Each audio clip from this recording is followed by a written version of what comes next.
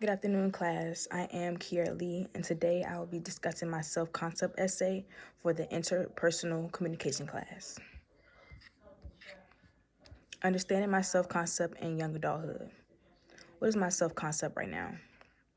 My self-concept right now as a 22-year-old Black woman centers on growth, self-awareness, emotional maturity, particularly on my views of relationships.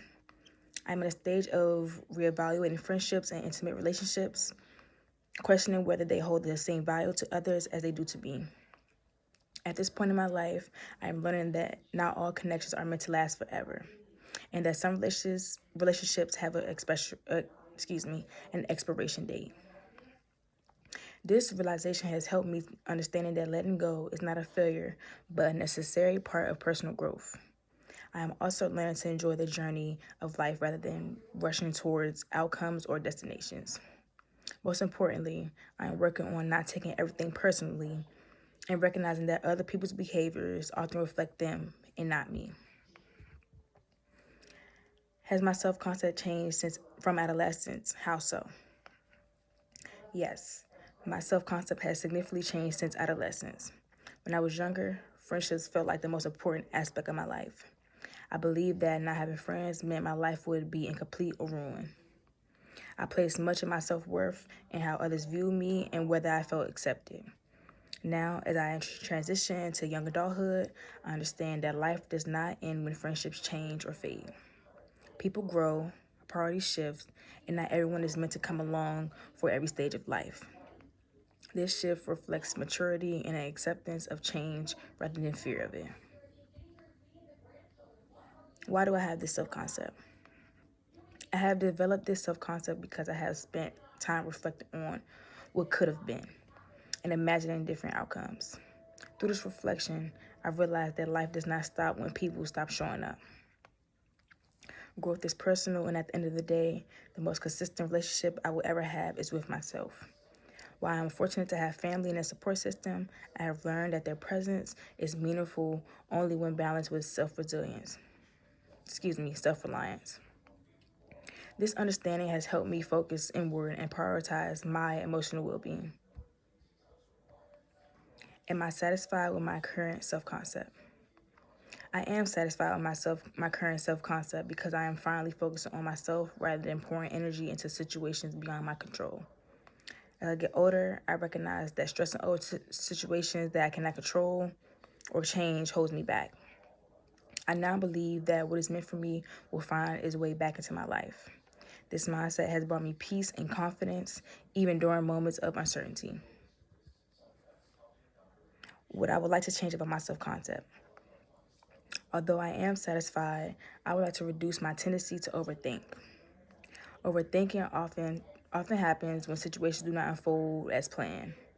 Instead of dwelling on alternative outcomes, I am learning to live in the present and accept things for what they are. Letting go of excessive analysis allows me to remain grounded and emotionally balanced. How do others view me? Others sometimes view me as selfish because I no longer prioritize their needs over my own. When I stop catering to people who do not reciprocate my efforts, it challenges how they perceive me. For a long time, relationships felt one-sided, with me offering love, support, and guidance without receiving the same in return. Choosing myself now is not selfish, it is self-respect. How does communication theory explain my self-concept? The self is multidimensional, meaning it consists of many layers shaped by experiences, relationships, and communication. My self-concept is also a process as it continues to evolve as I grow and interact with others. Through communication, I have learned how others perceive me, which has influenced how I see myself. According to Goffman, individuals manage or face man, excuse me, individuals manage their face or the impression they want others to have of them, through impression management, In the past, I worked hard to maintain an image that pleased others. Now I'm more focused on authenticity than approval. What role does self-disclosure play in my self-concept? Self-disclosure carries risks, such as rejection, misuse of personal information, or hurting others. Being aware of these risks has helped me become more intentional about when and with whom I share my thoughts and emotions. This awareness protects my peace, and supports healthier relationships. How can I continue developing a healthy self-concept? To continue growing, I must make a firm commitment to personal development. This includes learning how my self-concept is formed, setting realistic goals, and seeking environments that support positive change. Avoiding self-sabotage, accepting constructive criticism, and engaging in appropriate self-disclosure will help me maintain emotional balance and self-confidence as I move forward. Thank you, and I am Kiara Lee for my self-concept essay. Have a good day.